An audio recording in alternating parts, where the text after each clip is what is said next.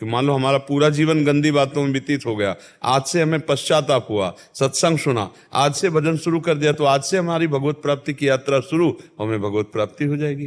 क्योंकि आज से हम शुरू किया नाम जप करना, किसी भी श्वास में नाम जप करते हुए शरीर छूटा, भगवान की प्राप्ति हो जाएगी। तो ये आप विश्वास मानो, भगवान वर्तमान के भजन को देखते हैं, पूर्व की बात आज सत्संग में सुना था ना। हाँ, सत्संग अगर ध्यान से सुनो तो काफी प्रश्नों का उत्तर सत्संग में मिल जाएगा। और शारीरिक रोग हो तो महाराज जी भजन में जो बाधा होती है पूर्व के कर्मों के अनुसार, तो उससे मुक्ति करके कैसे? नहीं, शरीर में ज्यादा प्यार करने से परेशानी होती है। 3 बच्चे हैं ना, इसलिए उससे भी मुझे पाप ही लगा होगा। मैंने ये कह रहे हैं कि अभी शारीरिक कष्ट या रोग प्रकाशित हुआ है। हाँ हाँ, पर सबका पालन पोषण भगवान करते हैं। मान लो जिनके माता पिता पधार जाते हैं तो उनकी संतानें ऐसा थोड़ी कि वो बड़ी नहीं होती, उनका पालन पोषण नहीं होता, वो फुटपाथ में आ जाते हैं, ऐसा नहीं। भगवान सबका यथा योग्य कर्म के अनुसार भरण पोषण करते हैं। जितना आपसे बन सके उतना कीजिए, नहीं आप देखिए अपने आप सब होगा। भगवान अपने आप पूरी सृष्टि का पालन पोषण कर रहे हैं। आपके तो 3 बच्चे हैं, भगवान के तो तीनों लोक के बच्चे हैं, सब तीनों लोक का पालन करने वाले स्वामी हैं। तो आप चिंता मत करो, नाम जप करो। और शरीर के दुख सुख तो भोगने पड़ते हैं। जो शरीर रचना के समय दुख सुख लिख गए ना, वो देखो बड़े बड़ों को भोगने पड़ते हैं। तो इसलिए उसकी तरफ से तो ज्यादा मतलब आसक्त ना हो कि हमारा शरीर स्वस्थ हो जाए फिर भजन करें, ऐसा नहीं है। अगर प्रारब्ध आ गया भोगने का तो भोगना ही पड़ेगा, बड़े बड़ों को भोगना पड़ता है।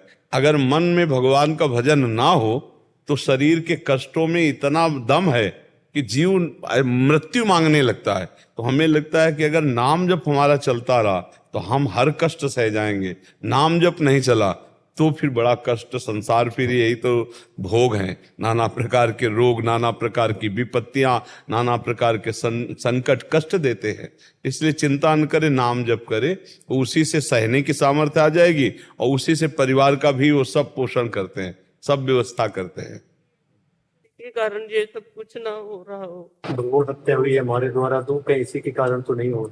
खैर, हम ये तो जरूर बार बार सब गृहस्थों से प्रार्थना करते हैं कि ये जो आप गर्भ हत्या भ्रूण हत्या करते हैं ये महापाप के अंतर्गत आता है और ये आपको दंड देगा, आपके परिवार में, आपके शरीरों में ये नाना प्रकार के विघ्न पैदा कर दे। सोचो आपका छोटा सा बच्चा संतान जो आपके गर्भ में पल रहा है, आप उसे नष्ट कर दें तो पाप नहीं बना?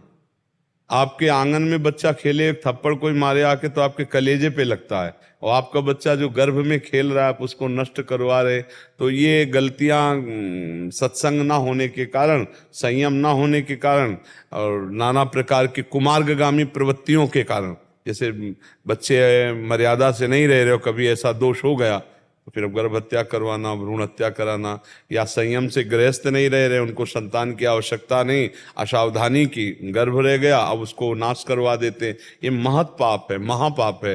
मतलब भगवान ही रक्षा करें। ये ऐसे पाप हैं कि वो तुम्हारे पूरे परिवार में अशांति पैदा करे रहेंगे। उनका मतलब बल बहुत विचित्र है। जैसे सोता हुआ कोई पुरुष उसकी हत्या करना, गर्भ स्थित बालक की हत्या करना, किसी सोती हुई स्त्री की हत्या कर देना, ऐसे कई ऐसे महापापों में, ब्रह्म ऋषियों की हत्या कर देना महापापों में आता है कि ये बहुत दंड देने वाले, गौ हत्या, ब्रह्म हत्या, ये सब बड़े बड़े पाप हैं। तो भ्रूण हत्या का पाप तो है ही। तो भगवान का भजन करती हो, अगर बन सके तो श्रीमद् भागवत का सप्ताहिकी पाठ करवा ले। मर्जी से नहीं किया, परिवार में रहते हुए तो मजबूरी में। देखो, 3 को पाप का हिस्सा बराबर मिलता है। एक प्रेरक करो ऐसा, और एक कर्ता जिसने किया, और एक अनुमोदन बहुत बढ़िया किया। तीनों को बराबर दंड मिलेगा, पाप का बराबर दंड मिलेगा। तो अब ऐसा नहीं है कि कोई हमको प्रेरित करे हम पाप कर्म करें। बहुत सावधानी रखना चाहिए। जीवन निष्पाप भी तो हो सकता है।